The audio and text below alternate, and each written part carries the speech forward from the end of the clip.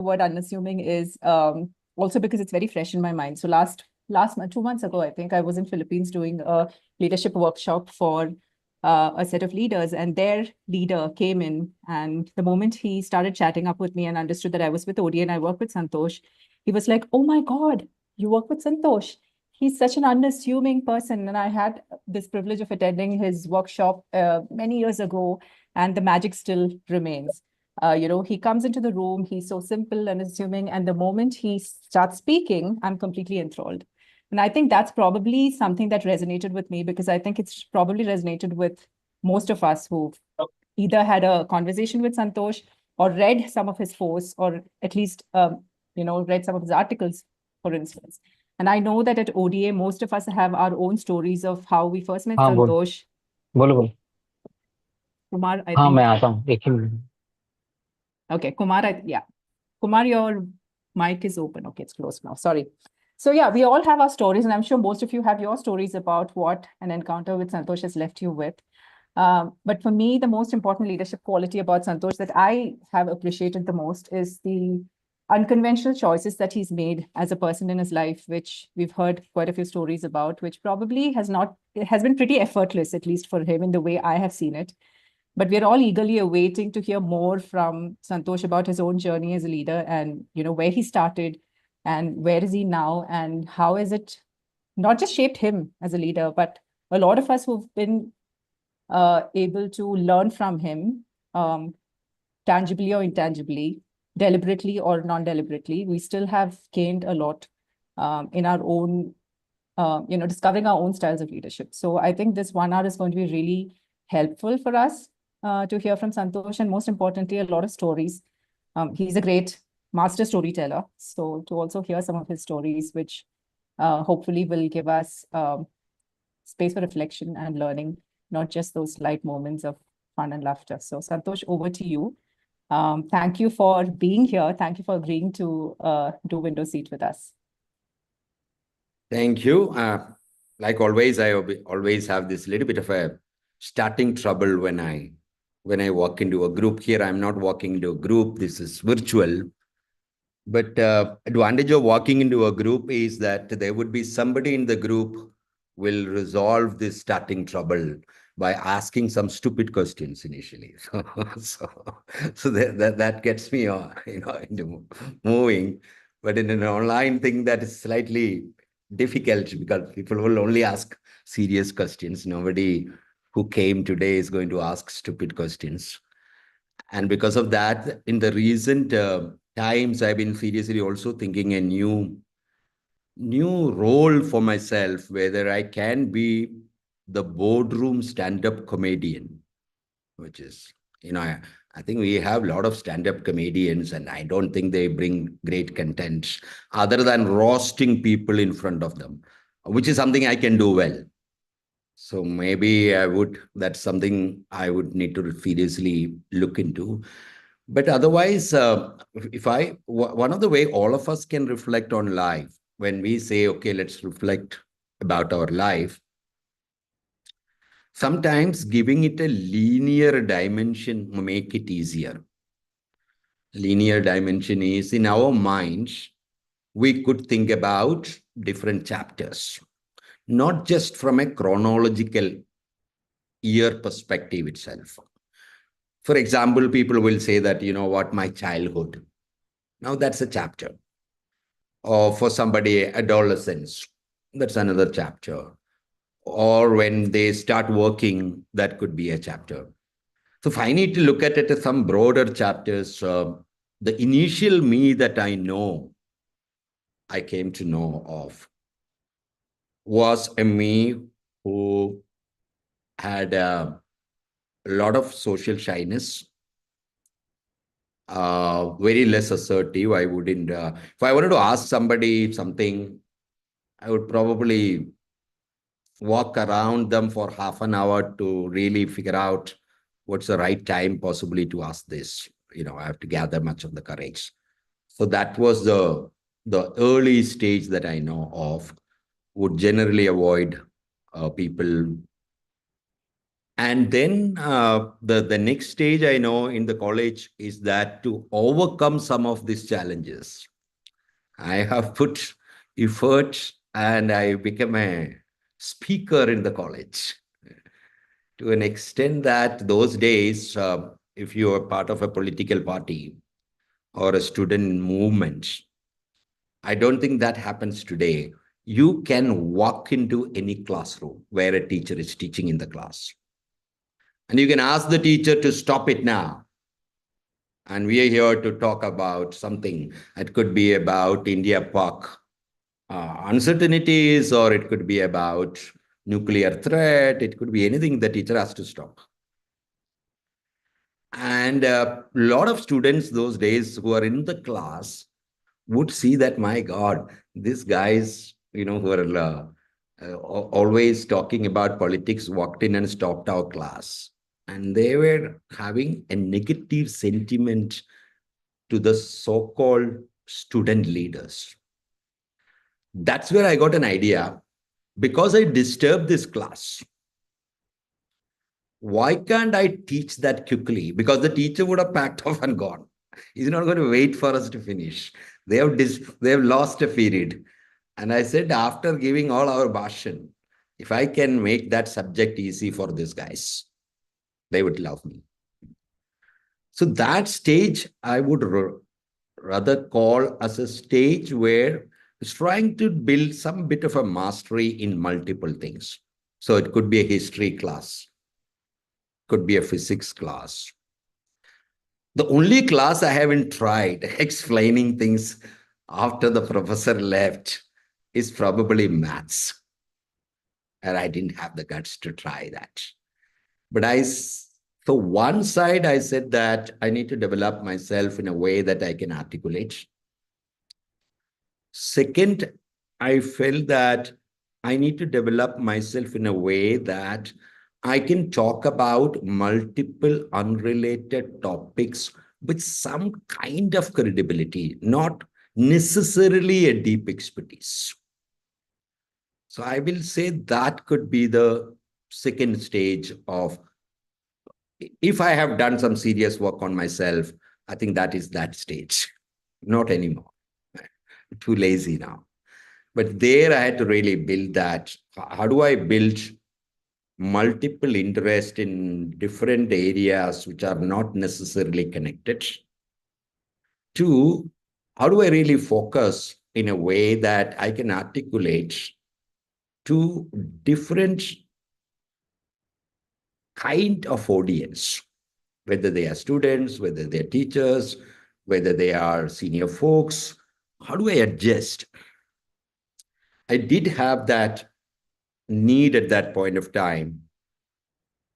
If I don't merge in with an audience, I won't be effective. To an extent, those days, when I was in the college, I used to go around and do a hypnosis show for other colleges. And once, the people who invited me to do this was a temple. Now, doing this in a college is easy, all youngsters, obedient, inside an auditorium.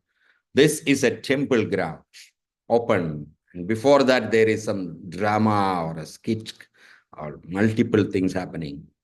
And I felt, because of my age, I might not merge. So I took from the guys who are doing the theater and drama, I took their makeup stuff and dried my beard and hair that day and did the session so that I could merge. So I had this huge thing about whatever may be the target group, I need to talk their language. So that was the three things I can say. One, the work that I did on how do I really articulate things. Two, how do I develop the content and expertise in multiple unrelated area? And how do I build my skills and a knack in merging? There is another word actually for merging. Spies use that word. The word is not coming into your mind. That whichever area that you land up, how do you suddenly become one among them? That way. Yeah, I would say that. So that stage, what I have done or work is what has really helped me later, even now. That's what I would say.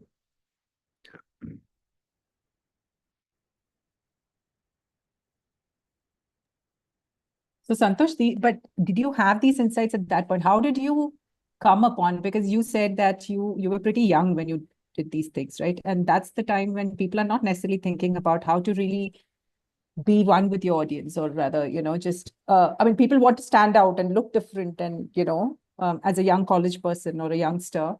But was it empathy? What was it? Because I also know that intrinsically you also have an introverted side of you, which probably wouldn't make it easy to really gel with, right? So what was it for you? How did you come about that? There are multiple reasons probably acted at that point of time. One, the need to be liked, because as I said, the early stage was something that I felt that I'm not good enough, was the first phase. Then I wanted to prove that I'm good enough, and I wanted people to like me. And I wanted people from different background to like me. Don't want to be with one group, which is that also has created challenges later in my life. I don't belong to any group, whether professional, because I like to be a visitor in many groups or have friends in many groups than being in one group.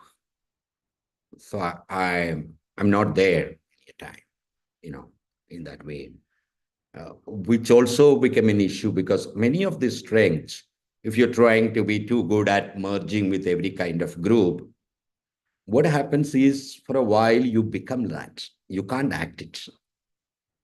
You use the language, you become like one of them. Then it's also suffocating. So I get out. Saying that this is too much. I started talking like them. So this is dangerous. And I'm going to an opposite group where if I talk like the previous group, they will disown me. I have to be opposite, and I have to change my dress. I have to talk in a different way. But somehow that kick was that I can walk into multiple groups who are completely opposing, but still give them a feeling that I am like them, is what in an intrinsic way I tried to build, because that was zero for me, where I couldn't connect and feel part of anything actually that way. So that was one reason. The second reason, of because of my nature of introvertedness and trying to fix things myself, I've tried to fix one of my arthritis issues by reading encyclopedia, because I was living in Bhutan. We didn't have anything. We didn't have medical facility. I had an arthritis issue. And interestingly, in my primary school, I had the set of 22 volumes of Encyclopedia Britannica, which would tell me different kind of arthritis. Now in Google, I can go and type it and figure out all those things. So one, I had this thing that I need to fix myself as far as possible. So I started learning, reading, and a lot of psychology stuff primarily to fix myself. Let me pause. Sushmita's video for me is paused. I just wanted, Yeah, okay. sorry, Now I lost. Yeah, I'm back. Yeah, sorry. I lost internet. where others were able to hear me. Huam, were you able to hear me? Yes, yes. Yeah. Yes, we were able to hear you. Yeah. So I had a genuine interest to read and solve my issues myself. Because I anyway was a lonely child that way. And I got really interested in books at a very early stage. And in Thrissur, where I come from, we have a huge district library. I haven't seen a big library even after that in Delhi or anywhere. Huge. And I would actually go there and try to figure out things. which then also helped to just get some kind of an understanding about multiple subjects. So it was one, a personal need that I got to sort this. Somehow I had this interest. It is not my academic knowledge when I was in the college that it's going to help me in life. It's about the other skills that I built. And I seriously looked into that. Yeah. Which we tell now. So I tell this to my daughter that I don't care about the academics or what marks do you get, but if you can really build some skills, that is going to help you in life. But somehow I knew that maybe I was not too good in academics. So that was an escapism. But I knew that I had to build the other skills. So again, that comes back to the same unconventional thinking that I spoke about, right, when I was introducing you. I want to really open up to the audience. I'm sure they have a lot to ask you. But before we go there, I want to, that particular insight that you had that, it's not academics, but it's other things. It's very like at the time when you were a school student, I don't think, and especially in Kerala at that time, I don't think anybody spoke that language. But you saw that about yourself, and whatever the reason was, you probably were not interested in academics, etc. Could be one of the factors, but in general, that was an unconventional thought that you had, which you followed. Later on, going to Bhutan, to a place where you took up a job as a school teacher as a 19-year-old or 20, a very young person, to a 22. very, yeah. I mean, those are all things that are very, very, and somehow it gives me a sense that those happened quite effortlessly for you, but maybe it wasn't. I don't know. I'm not sure. So did you follow your gut, your intuition? Because I feel like as a leader, you do have a very sharp mind, but you're somebody who doesn't just follow that sharp mind, but a general sense of intelligence that's more holistic. Maybe your gut, your instinct, all of that actually plays in a role in your leadership is what I feel. And perhaps that's what showed up as a young child as well. One of the things I learned in adolescence itself, my ability to suffer or experience pain is quite high. My God. So things doesn't had to happen smoothly for me because nothing happens smoothly. None of the transitions in life happen smoothly. There is always pain. The question is, are you willing to take that pain? And I had this learning that I can, and I can do it alone. That was also a learning, which is quite okay. So when I just finished my graduation in 87, a couple of jobs that I picked up are jobs whom I might never liked it. They're painful.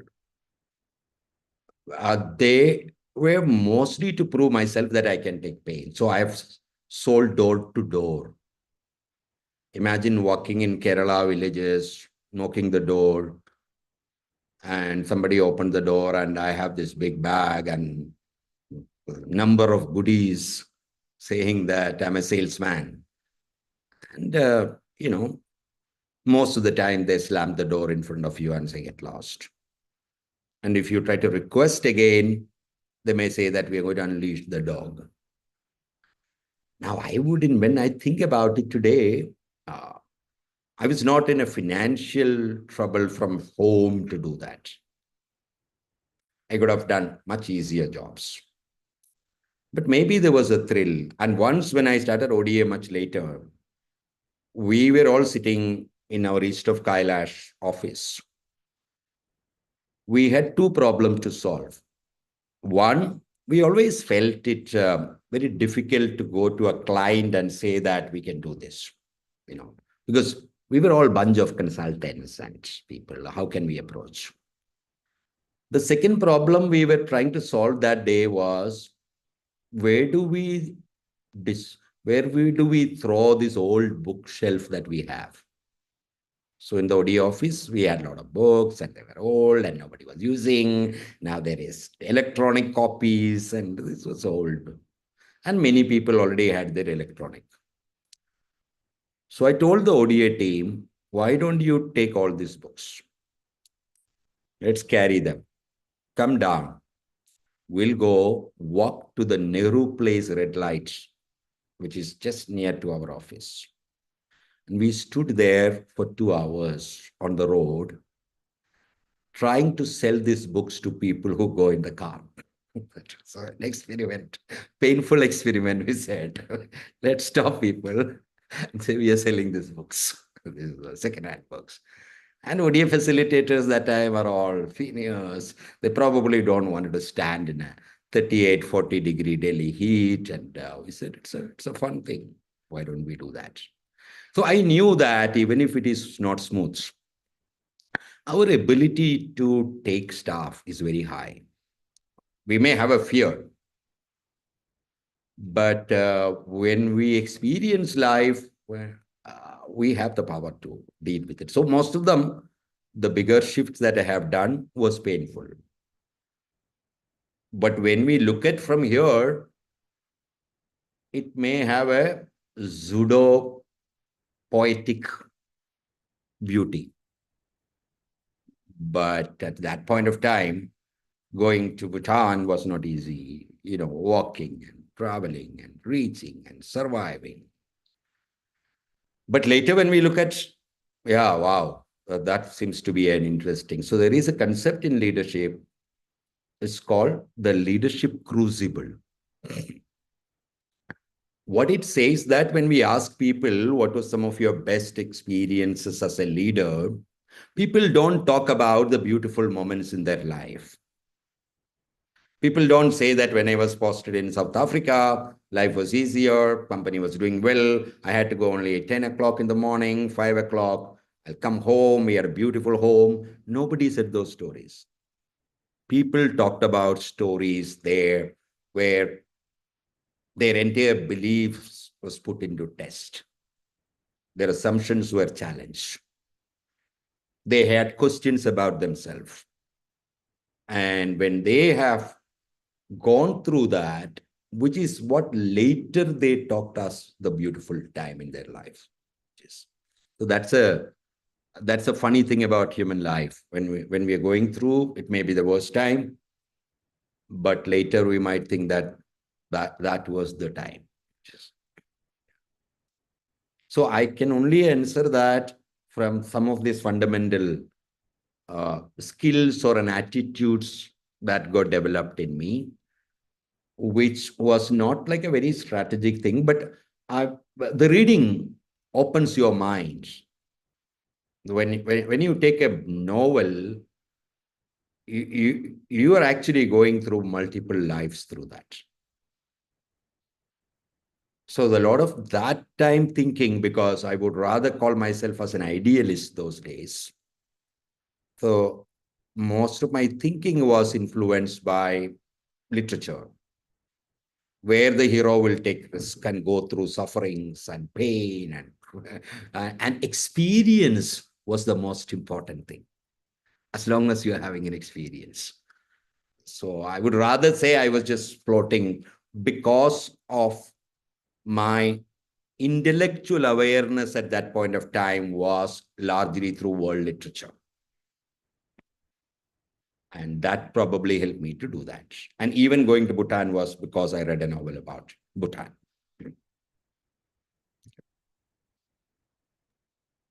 Wow, thanks, Santhosh. I'm going to open it to the audience and bring in some questions. So if any of you want to ask something to Santhosh from what you heard or what you know about him, please go for it.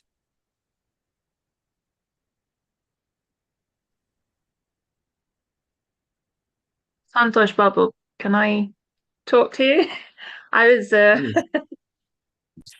I'm loving it because I echo what Shushmita said about your humility, because no matter how far you've gone, you still retain that humbleness.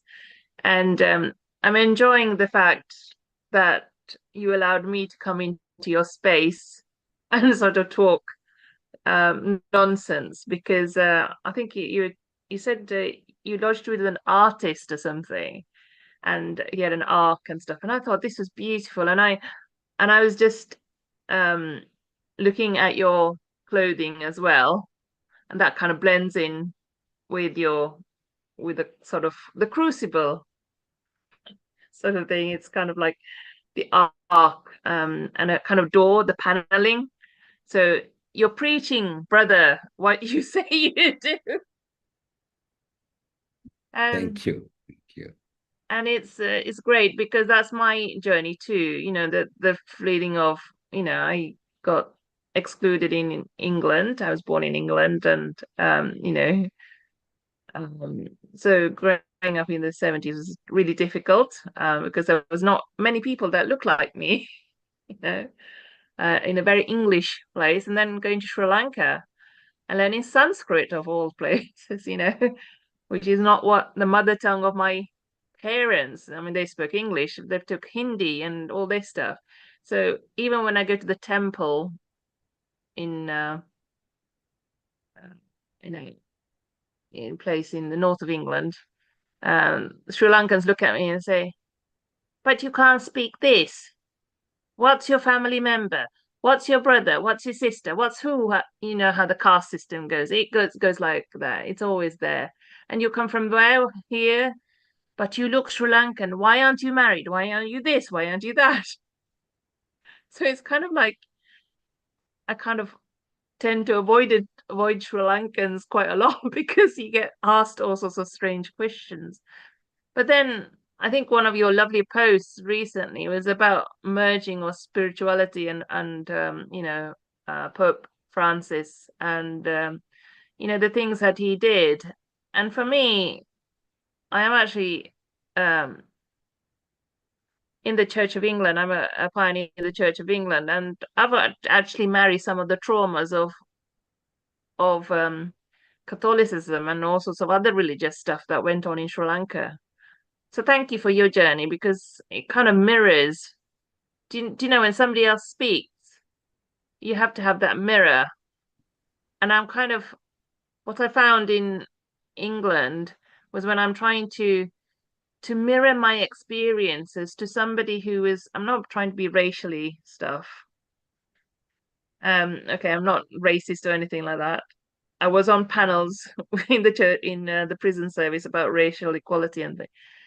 But if somebody up there who is supposed to be my clinical supervisor in psychology or whatever doesn't understand my journey, the languages I speak, the complications, and then I'm bringing somebody who is having a major spiritual awakening, and I'm stuck in like a piggy in the middle sort of thing. Sorry. Because that person doesn't understand. I'm understanding what somebody from an Indian background is talking about, and they're raging and raging and raging. And I was like, I'm supposed to go with this. Do you know what I mean? And it's very complicated. So kind of thank you for mirroring me. Well, and I belong to a rival group as well. I think you're an ICF coach, whereas I'm a EMCC global coach as well. But there's no how do you say, no falling out. We're kind of equal level. We're all the same. Yeah, I always Thank believe you. that if you spot it, you got it. If you spot it that I'm mirroring, that means you're mirroring. Otherwise, if you didn't have an ability to mirror, you will not be able to spot it. So remember this sentence. If you spot it, you got it. If you spot anything in anybody, you have some element of it. Otherwise, you will not be able to spot that. Anyone else? Santhosh, I'd like to go next. It is so good to be back on this forum with you. I generally don't miss any chance. Thank you so much. And hello, Sushmita. For everybody on the forum, I was a part of the ODA program on organization development in the last batch. And it came at a beautiful time in my life where I was I had this burning desire to transform my career and my journey. And I think it just came at the right time. One, because there is this very strong urge to constantly learn, and going back to the classroom and realizing that I still had it in me. When I walked in, I remember having a phone call with Santhosh a month or two before the programs. And I told him, I haven't done this. I haven't done this. I'm not exposed to this. I'm not exposed to this. Am I the right person for this program? And I think without going into the details, the next 3-4 questions that he asked me and how I found answers to those questions was therapeutic. Just a phone call, but sometimes how it changes your perspective, not looking at what you lack but what you bring to the table. And I think when I came in, I was like, there was this little imposter which was heavily sitting in my heart. And by the time we were in our 3rd or 4th session, I knew I belonged. And I think that gives you a big sense of purpose and power, that all's well, you're right up there, your dreams are very realizable, you've got it in you. And I think that sometimes it did that. And the second thing that I want to thank you, all of you at ODA, is that sometimes when we're running a program, we put too much pressure on how critical the program is and how beautiful the academic aspects of it are going to be, etc. But the beauty at ODA was that there was a very humble raising of hands and saying, hey, look, this is not going to be a transformational program which is going to teach you or make you into something, but it will give you the right tools, the right direction, and most importantly, the right network or the like-minded community with whom you'll be able to slowly then apply and transform that. So thank you so much for that. I'll come to a question now. Santhosh, I have this year, or you could say this financial year, because last 18th of March was my last working day in organizational role. And now I'm transitioning into a independent consultant facilitator. And I want to do so many things which are on my bucket list. This year is about 2 things for me. One is to, of course, make this shift and charge a lot to the learning account. So I'm not worried about many things, but this year is about learning, new wings, new routes, whatever, right? And the second thing is to change from operating with a central feeling of fear to living in a world of abundance. This is what I have set myself as a purpose for this year. That everything that one did, when I analyzed it, there was fear behind it, right? That paycheck, children's education, my relationships, my car, my house, my EMIs, whatever it was. Somehow at the bottom of everything was this little fear. But now I don't want to operate with fear. I want to completely shift to operating with gratitude and abundance, because whenever I have done that, even in small measures, the world gives me more, right? So tell me, what should I do? How should I continuously be on this transformational journey? So there are 2 aspects to this. Now, one, fundamentally fear for human beings is a useful emotion which is supposed to save us. Let's say I'm climbing on top of a building and I'm trying to look below. If I don't get a fear, with the curiosity, I might go even more closer and it could lead into an accident. So fear and pain both are inbuilt as useful things for our own survival. So it's going to be there. So do not look for a time or a phase in life where we will not have fear. The biggest guys in the world, where they might have accumulated wealth for the next 100 generations, will have some other fears. Fear will be there.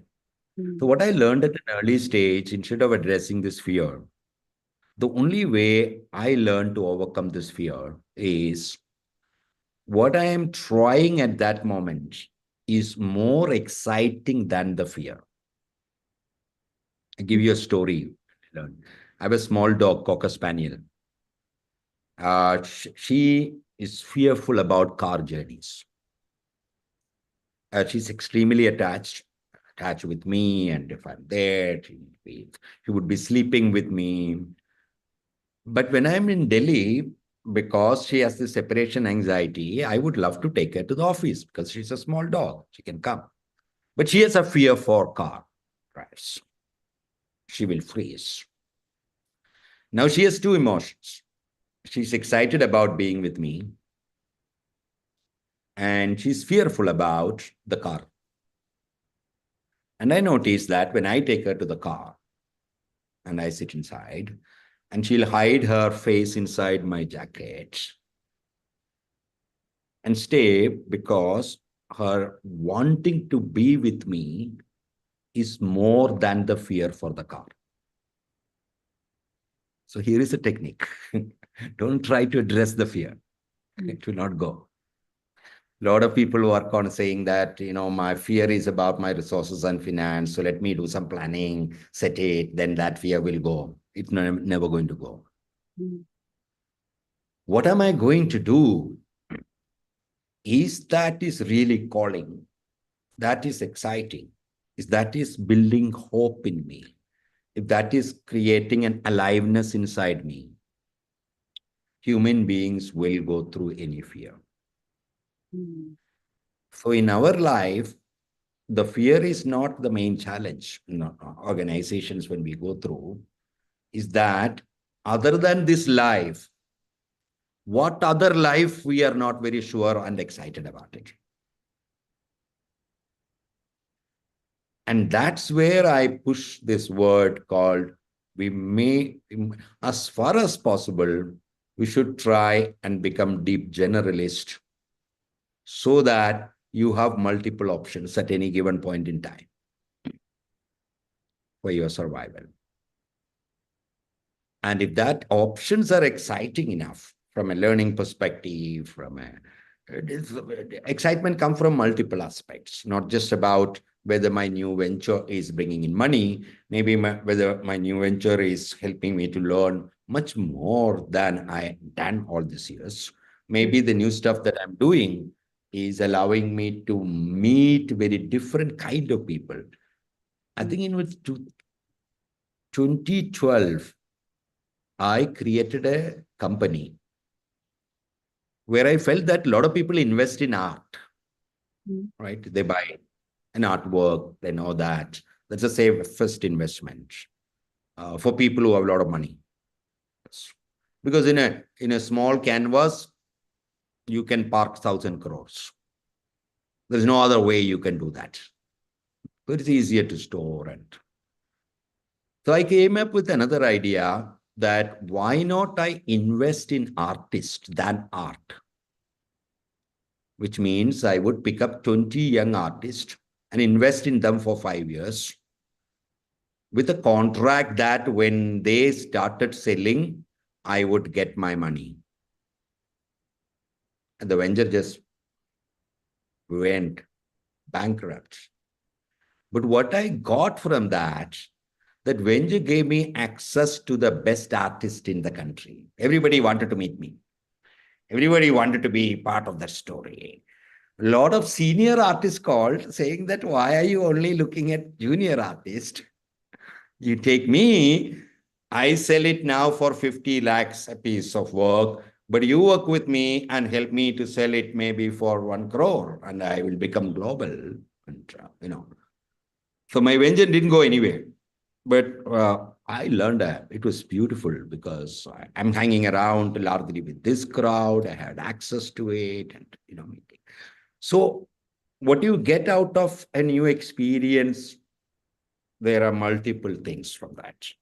So one could be learning. What could be the kind of people whom you get to interact. One could be other new opportunities that could emerge from that, and sometimes that also become an escapism from the other mundane stuff that's going on in your life, which you don't want to spend more time on. So the long answer and coming back, don't bother about the fear and don't try to work on the fear. Increase the excitement on the other side. This will get. Because the more we think about something, the more it becomes stronger. So like I gave this one-liner called, if you spot it, you got it. Another one-liner, I love it, is that whatever you focus, that increases. Wherever is your focus, that expand. What you focus expands. So if I focus on my fear, that's going to expand. We'll focus on the excitement on doing this and leave the fear as it is, saying that it is useful. I acknowledge I have this fear, and this fear is to help me. Goodbye. Now I'm so excited about what's going on, so I'm going to run there. Fantastic. So that means Thank you so much. I'm going to write this down and put it up on my desk. Thank you so much, Santhosh. Thank you.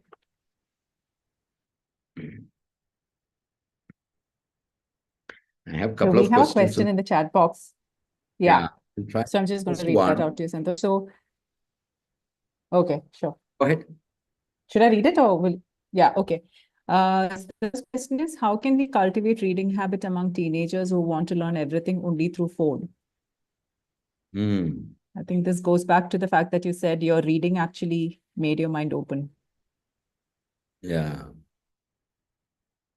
A tough question. Mike, do you have a reading habit, Aruna? Because if you're asking for or a teenager or something, I am a bad guy. I struggle hard with my teenager. So my expertise in working with at least slightly people who've been, post 30s.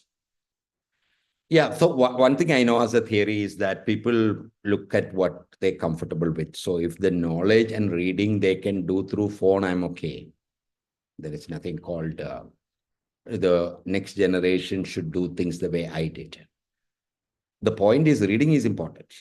Whether they should read book, whether when they buy a new book, whether they should open that book and smell and get the smell of the new book. These are not something that we can tell or impose on somebody. But the larger question that you're asking is, how do you create a habit of reading? I have struggled with this when I work with the youngsters. And one of my deeper answers that I've got, if we can create a habit of curiosity and wonder, because that's behind this, that was behind me. And in the last 4 days, I have spent at least collectively some 6-7 hours trying to chase a small lizard that can fly. And I want to get a video of that. And that guy never tell me when he or she is going to fly. So after moving around for almost 7-8 hours, I got lucky that I could see the flight, but I haven't been able to. Now, I'm not doing it for the purpose of, I don't know, there's no outcome, but I'm curious. I'm curious that, oh, a small lizard has a membrane that can work like a wing and fly. I'm curious to figure that out. That curiosity led me to go and read about that. So I always wonder how school education and our interactions need to be based on building curiosity. And when I became a wildlife educator, I taught people that when you are in the forest, you ask fundamentally 3 questions. What is out there? Why is it here? Why is this plant growing here? It could be, why is this butterfly here?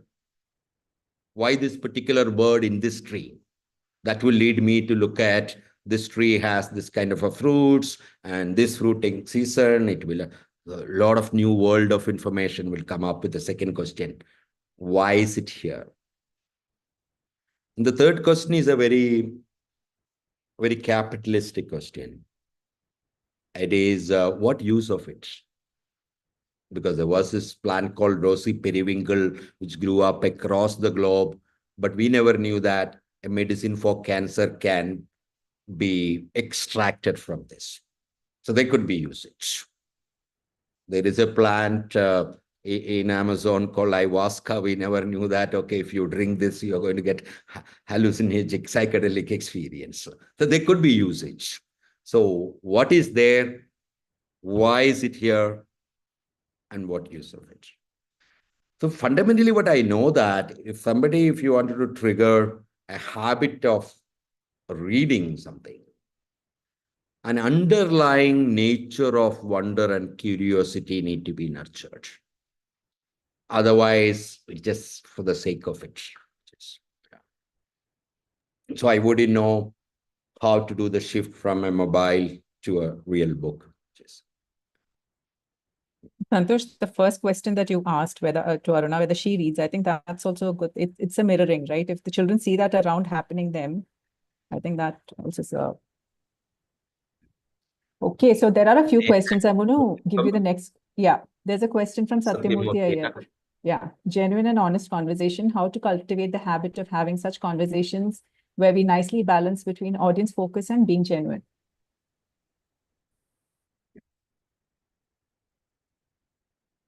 See, being genuine is something which you have to take it everywhere.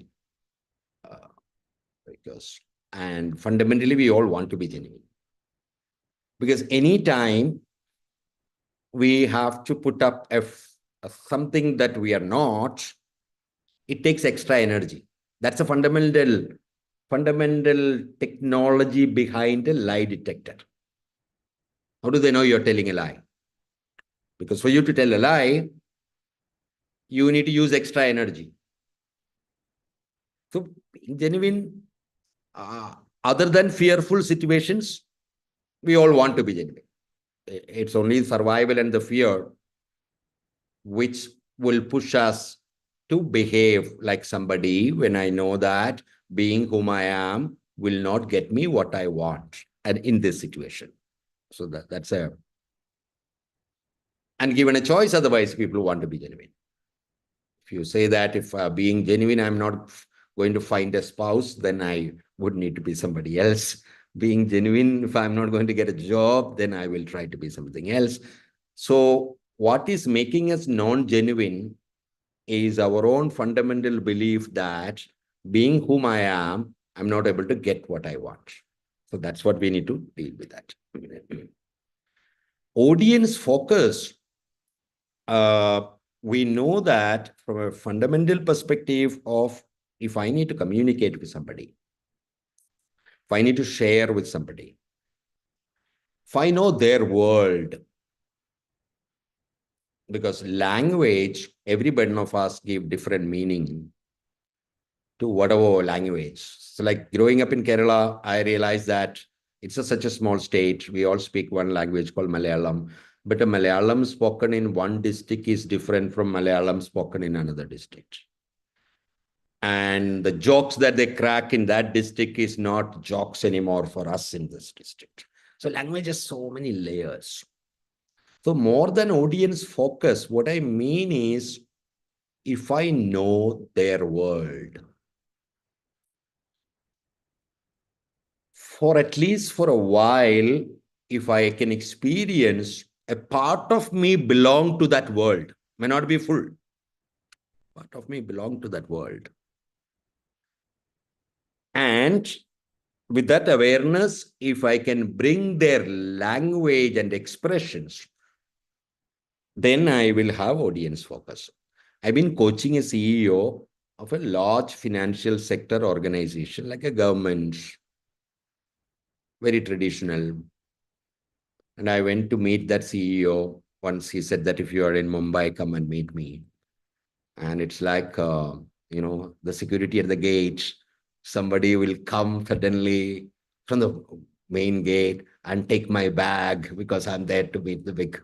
So it's a very hierarchical, big.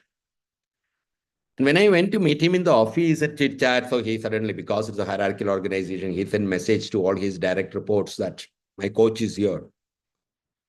If all of you can get into the conference room and I will address them for a while.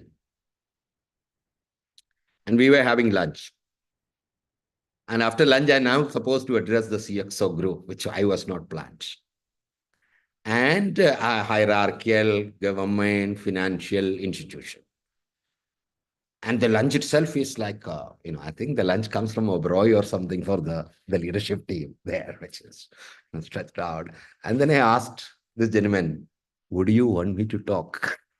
What is it? Because this was not planned. So he said, you know what? We all grew up in the system. It's a very traditional organization. It's a hierarchical organization. How do you create a culture and a belief of a vibrant, young, this dash, dash, dash organization? Now, I had this challenge that I may not know their world. I've done work with the banks, but mostly private banks. And my job is in a 90-minute to really bring them on how do they become young and vibrant. I quickly had my lunch and I asked the CEO if I can have 15 minutes for myself to orient myself. So all I did there that I put in a slide multiple emojis, smileys with different colors and shade, one single slide, and showed it to these people and asked them if they know the meaning of these emojis and so. And they didn't know. So what I was trying to say that if you wanted to project a vibrant young image, you got to be familiar with that life, that world. And luckily, before watching the series Adolescence, I knew about emojis and what each color means. So I got lucky. So I haven't sent to anybody a wrong color heart in a text message, luckily. Because I'm curious. Why are they having different colors? So there must be different meaning. Right. So to me, that audience focus, it is not coming from I need to focus on an audience. I need to live a part of that life. I need to be familiar. Then my language, my examples, my thing will automatically come, which is. So it's about living and experiencing their world and then making it really, useful for them. And that too fundamentally is an educator's job. Any educator. If you're not able to connect. One of my early years in career, I went to work with the senior leadership of an organization in Dubai, Vela, the hair color company. And they were largely from Middle East nationals, and men, elder, man. And we were in one of the most expensive resorts. And I didn't know this theory well, that I need to know their world. Those of you who have experienced my sessions, you know that I bring a lot of stories about dogs. Dog story, dogs and leadership, dog this, dog that. In the evening, one elderly gentleman came and told me that you're telling too many dog stories. You know, the audience who are here, for many of them, dog is something that we wouldn't like to talk about. So this is a classic case of I messed up knowing their world. And if I knew their world, I don't have to be artificial. I will know enough of their related linguistic metaphors. It never happened at that point of time. Yeah, Santhosh, Malesh.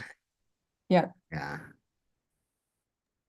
Yeah, I mean, what a rich life you have had, and that only keeps on gaining in richness. You're talking about chasing wild animals, and every time I see you capturing some beautiful moment here, some beautiful moment there, it's amazing, so very inspiring.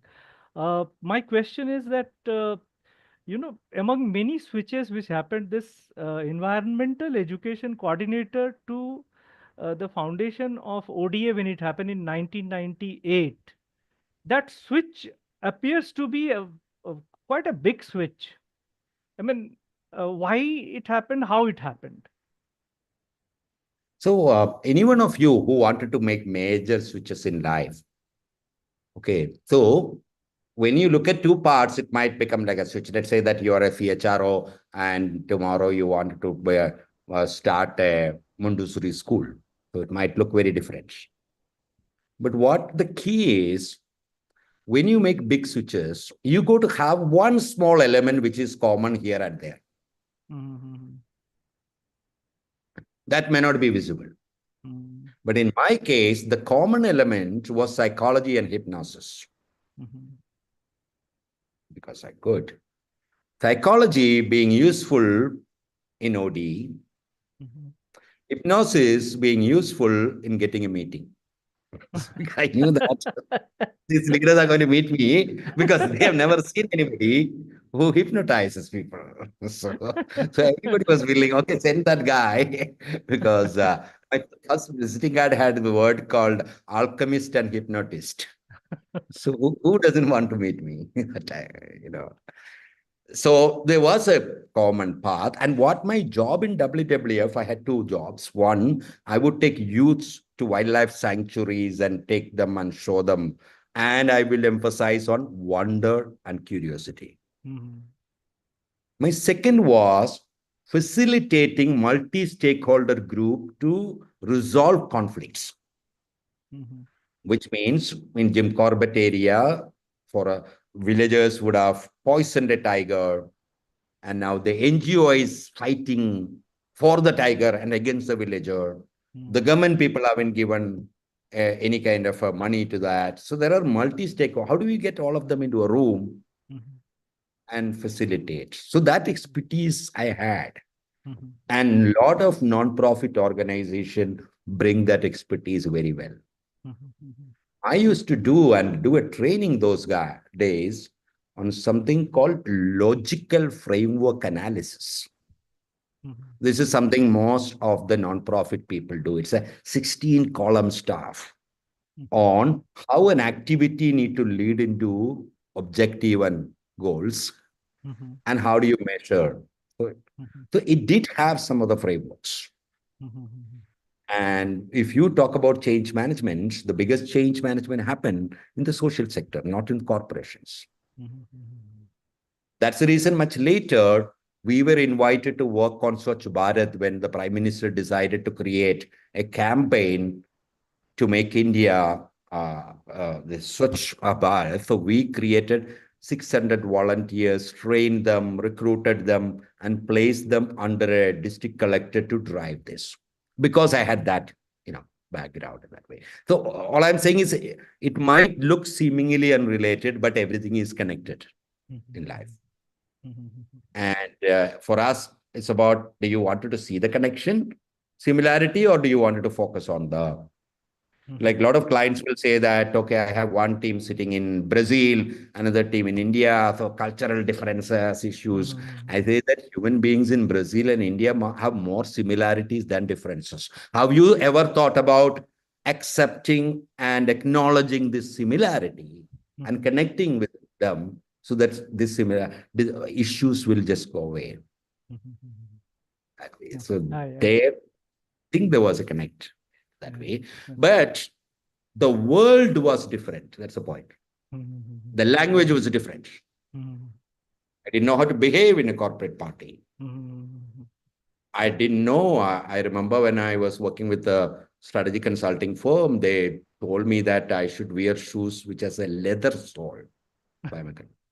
I was struggling hard to wear shoes because I had other kind of sandals, and they said that their partners wear leather sole. And I said, yeah, it makes a lot of noise. Tack, tack, tack, tack. I love to be invisible. So I'm okay to wear a leather sole. So that the world was new.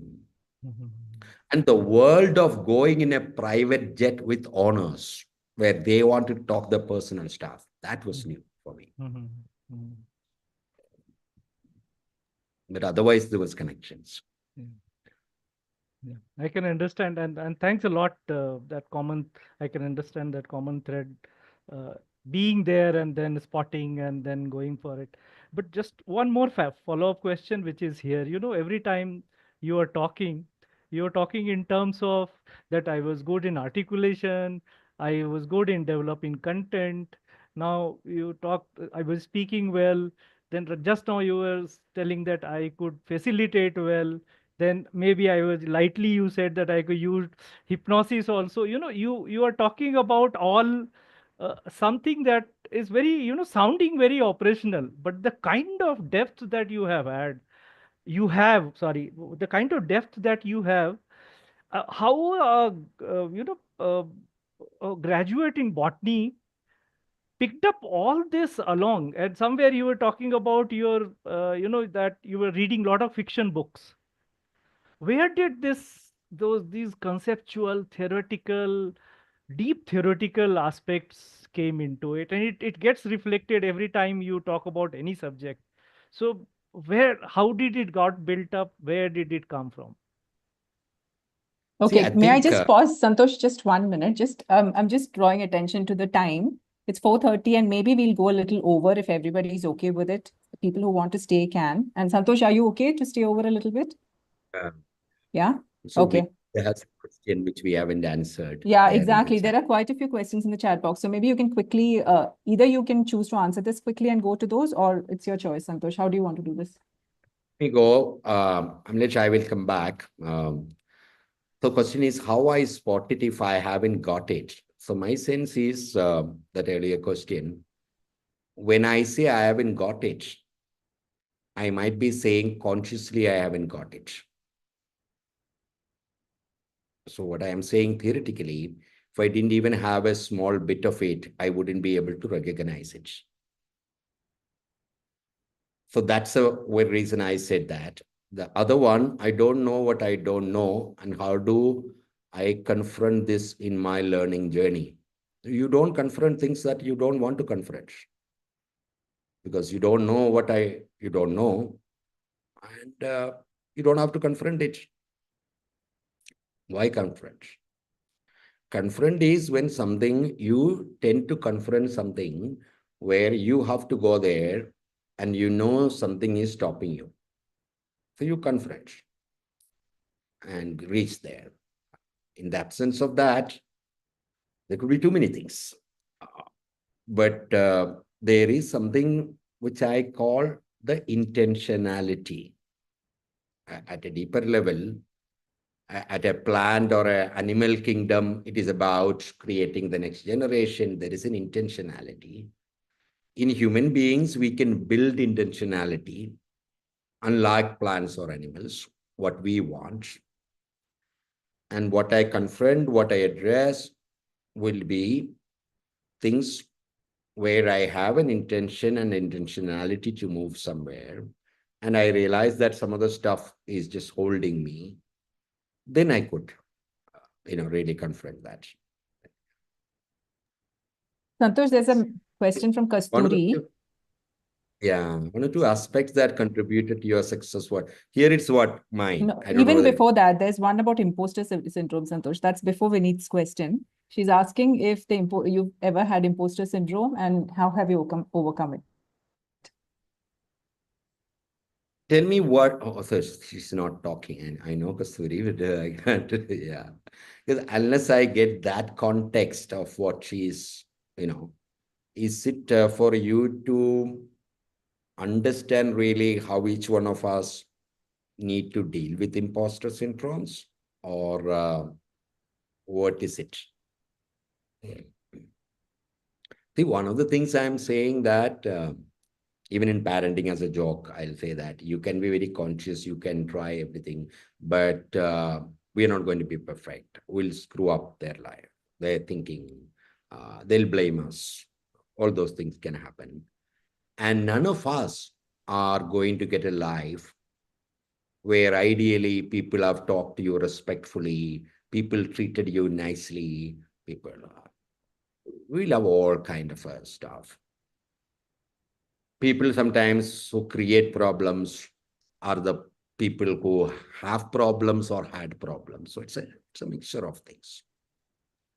And each one of our journey is also very, very different. What you can keep it in mind is build your intentionality where you really want to do. And that faith and belief, one of the challenges that I've done a bit of a therapy during my hypnosis days.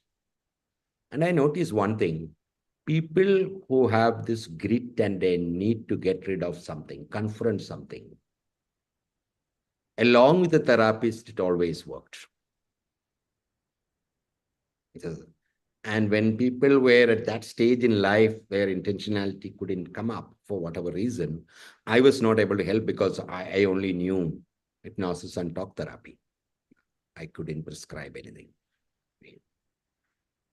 So while we will not have answers to multiple things on how I deal with it, but certain fundamental things that we can build. One, we are not going to get stuff from outside which is always healthy, ideal, and great for my personal growth. No. There could be things that is shattering our belief. There could be things that shocks us in our life. There could be things that pull us down. That's human existence. We can get up and manage. And each one of us, we will have to figure out our coping mechanisms and our survival mechanisms in a way that this coping and survival mechanism is not creating more problem for me in my future. Otherwise, many of us know that our today's problems are because of our yesterday's solutions and fixes that we tried on ourselves, which can create problems later. Yeah, and then the other question from Kasturi about one or two key aspects that contributed to your success. So one, I said that I had this great curiosity. I'm extremely curious about every damn thing. And I think I can deal with a lot of shit myself and I'm okay. And that curiosity led me to develop certain level of expertise in opposing fields. So for example, I'm very passionate about art. I'm very passionate about literature.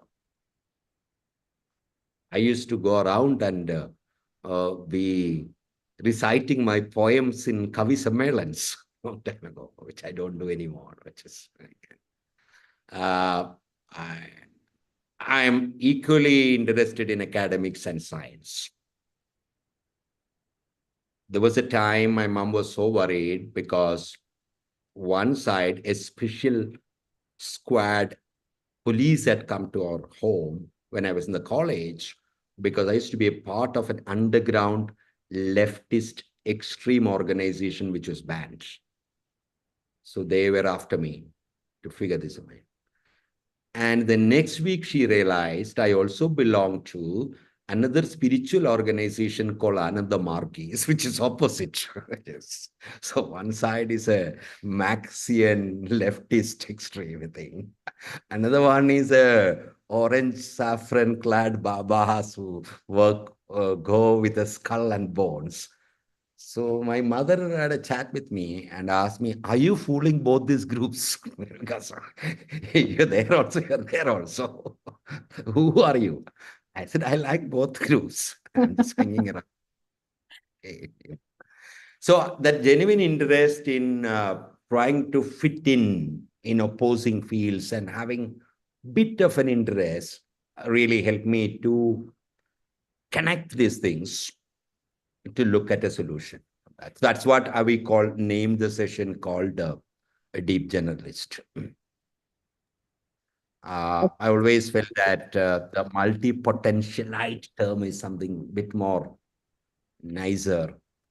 And I don't know whether that is the right word, but deep generalist could be. Santhosh. Yeah. Sorry, Karthik, Rajesh has a question in my chat box. Sorry. Yeah, So Rajesh, if you're here, you can just pick the mic and ask the question, or I can read it out for you because he wanted to ask on the mic. And Karthik, you can go after that. Yep, I'm here. Hey, Santhosh, nice to catch up with you.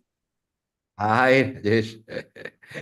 We met almost like some 20 years ago in a, 2003, like day before yesterday. Yeah. yeah, in a building which almost looks like it is standing because of the willpower of people who inside in Connaught Place, right? Right, right, Uh, right, right.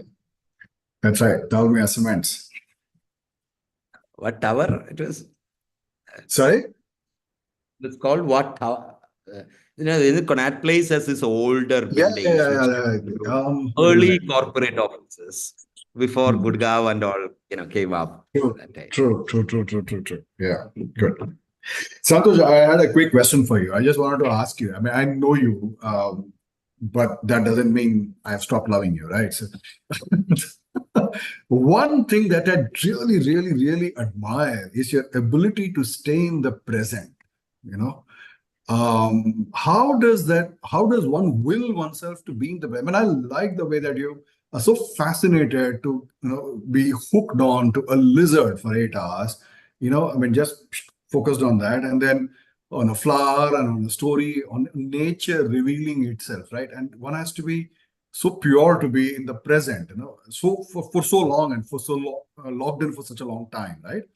And yet have the ability to deal with everything that's beyond us. Most of us get either pulled into the back into the past, right? We go dragged back to our past most of the time, right? All our stories are always from the past, right? Either that or we get pulled into the future, right? Either our future or somebody else's future. They just drag us along there, right? And yet the most awesome times are when we are in the present, right? I mean, the best thing that you probably liked about a vacation was the present, right? What happened at that place at that time, right? So how do you actually do that at a daily way? Because I think that would be the best self-hypnosis. One can actually get into being in the present, right? So, Yeah, so I personally feel that I have a neurotic brain that can go into all directions. But what is help is I grew up in Palghat in the Western Ghats in a very old rented house, and I had asthma that time, so I couldn't go to school, and that's where I got hooked into the nature.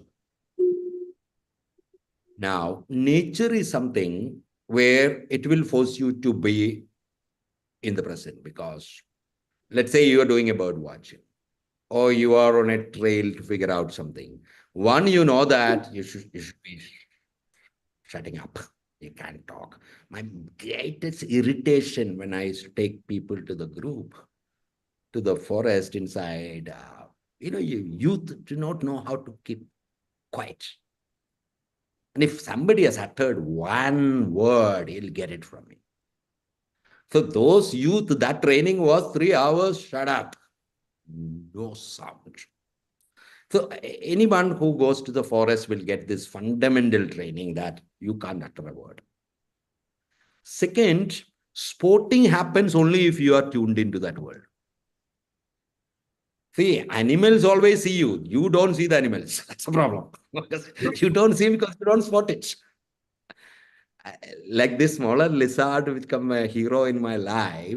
He's been there for 5 years. And I haven't spotted that guy. Now that I've spotted, every day I spot. Now, because in a large forest, you don't know where all to pay attention to.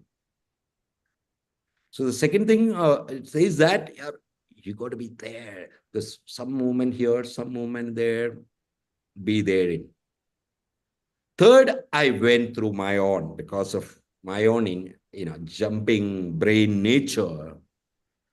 I've gone through all kind of like Ananda Margisava. So it's a very crazy organization, by the way. It's supposed to be another band. They have a kind of a meditation they put me when I was 19-year-old, where I have to sit in front of a fire with a skull holding, because that reminds me of my deaths, the test.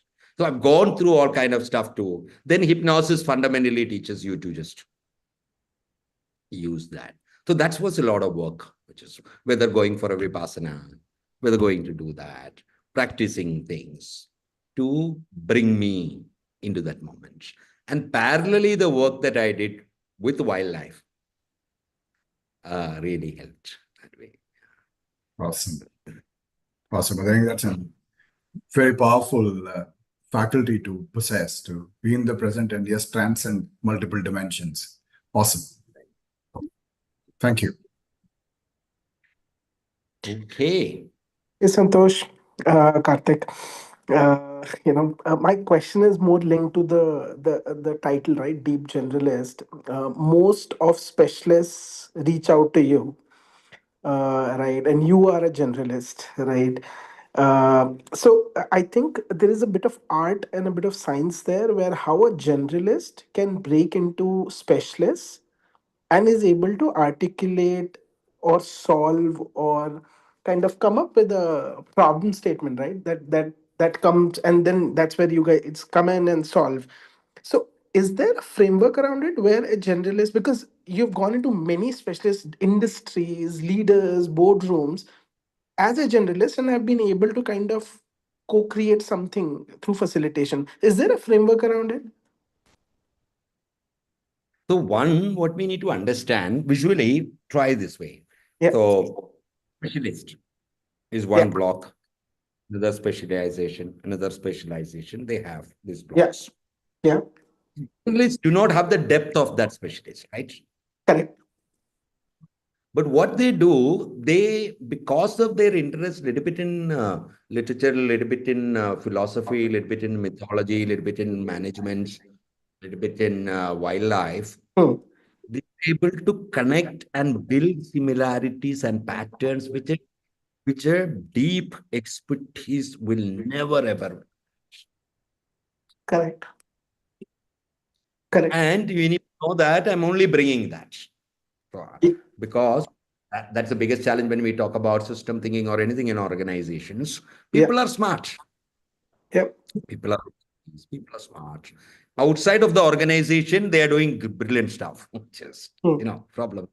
But organization is divided and put them into a one block. Nobody is able to find these interconnections. Correct. Or connect it beautifully in that way.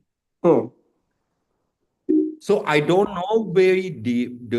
Being a deep generalist, we can solve all problem. But being a deep generalist, that's how our brain is also designed in a way. For example, the brain neurons connected loosely in a random way. If they were connected in rows and columns, the flats in a city, our brain would take less space. If brain or God, if there is one, was focused on efficiency, he would have created human brain in rows and arrows. But the guy who created wanted connections and patterns. Yeah. So brain neurons are organized the way the houses are there in a remote village. No pattern. So that if I get out from my hut, I can see one on this side, one house on this side, one piche. It is random, circular. Yeah. Whereas I come out of my flat, I see a left, right, somebody. It's linear. Yeah. In that way. Yeah. So a deep generalist, and that word, there are multiple definitions, but for today's sake, what I mean is someone whom I jokingly say that someone who has a polyamorous interest and falling in love with multiple subjects at the same time. Correct. So I have the definition clear. I was saying, how are you able to connect those? Is there a framework, or is it more intuitive? Is it just sheer exposure and time you have spent, or is there some method to madness?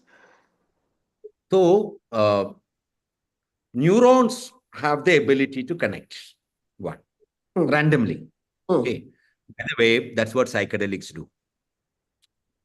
They make a connection which doesn't have a past baggage, new connection. Interesting. Okay. Otherwise, brain neurons tend to connect based on a past connection. It has a potential to create new one, which is all the time. Now, a connectedness, which is also a sign of what I call a quick brain. Quick Hmm. brain is something you watch people talk. Okay. Hmm. You watch this guy. What Khan? What is a Khan with A? Our Bollywood. Amir Amir Khan. Khan. Amir Khan. Not Amir. Who's not Amir, not Salman, who is the third Khan? Shahrukh. Shah Rukh. Shahrukh. So Hmm. Shahrukh has a brain, which I Hmm. call a quick brain. So he can connect two things and quickly answer without thinking. Hmm. His brain connection happen faster. We may Yeah. want to take a little. Yeah. Amir will take time Hmm. for that neurons to connect. The Hmm. neurons have an ability to connect two different things. By the way, the anatomy of a joke, Hmm. any joke, is connecting two things and giving you an unpredictable response. Yeah. Now, you asked for a framework. If anybody wanted to develop this, Hmm. one of the simple exercise to do is that I give you two different words which has no connection. In 30 seconds, you have to connect and give me a cohesive story. Hmm. So you're training your brain neurons to build connections. Hmm. Hmm. But otherwise, all of us, if we have a little bit of an interest in multiple things, and if you assume that everything is connected at a deeper level. Hmm. So, for example, I was explaining to today, the ODCP3 people have come here, the connection of philosophy, if you really look at Hmm. two terminologies that we know, which is now there in art and literature. For example, realism, realistic art. Hmm. Then came expressionism. They said that realism is something that a photographer can click. Why am I just painting Karthik's picture the way Karthik is? You see above me the picture of mine, which somebody did. Yeah. But what she did was, she didn't paint it. She used a collage, papers to do that. But it is a realism, right? Then came expressionism. Then came modernism. Then came postmodernism. Now we call deconstruction. This is the same pattern that art and literature also form, and philosophy also. So at an underlying level, there could be connections and patterns when we deep dive into each of these subjects. And my interest is not getting into deeper into a subject, finding these connections and patterns. Got it. Very helpful. Thank you, Santhosh.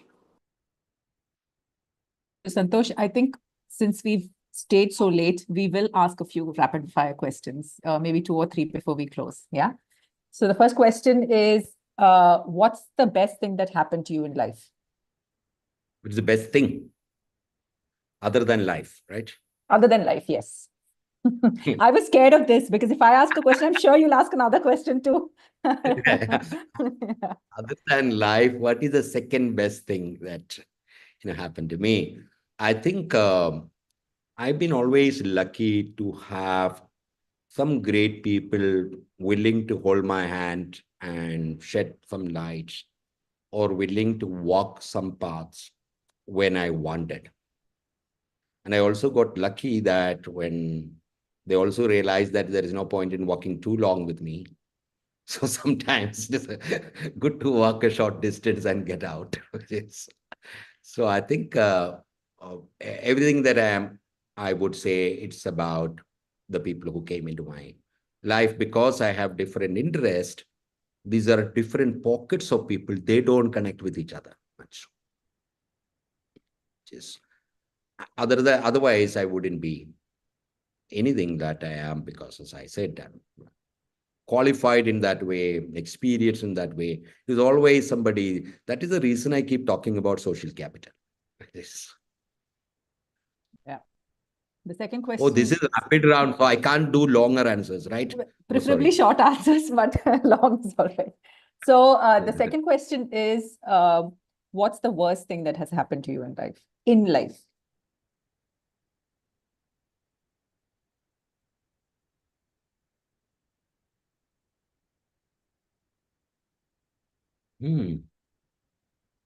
It's the worst thing.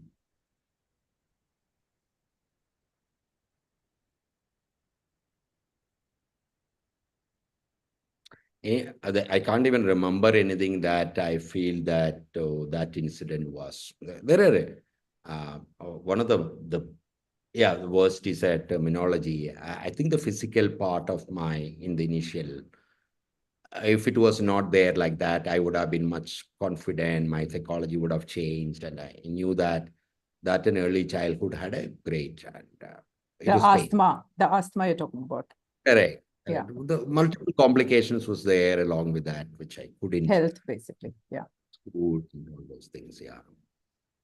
What anchors you in life? What are the 3 things that anchor you? One is nature. Second is what I call my cave time, where so even in here, I shouldn't tell this loudly. All the houses are designed in a way that even if I'm at home, I will be alone. So this house has a whole floor. So when I got married, the first house that I took has a basement, first floor, and second floor. Second floor, it was friends. First floor, it was me and my family. And the ground was the office. So I always felt that a lot of time for myself. I'm not somebody who can do a job that way. So nature, time that I get into. And the third that I always anchored is literature and art, which really creates that. Yeah. So what is the one thing that you want all of us to remember? If there was one thing, I know you have many things, but if it was just one thing, what would you want us to remember always?